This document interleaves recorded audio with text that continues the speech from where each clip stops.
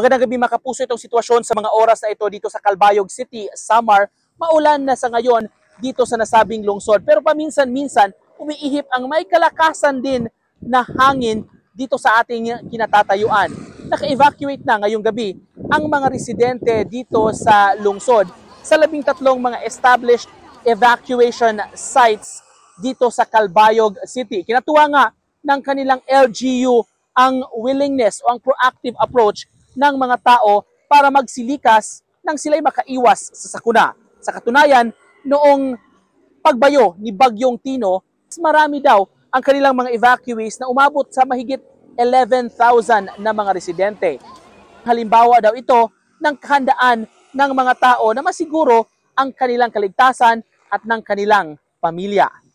The past typhoon, the Upong kay makusugan na hangin, then the Ramil was the plus flood, then the Tino nakita natin sa social media. So nagiging awareness na. Nakaantabay ng mga otoridad sa lahat ng mga pangyayari dito, naka-standby rin ang kanilang mga personnel. Ako si Nico Sereno para sa GMA Integrated News.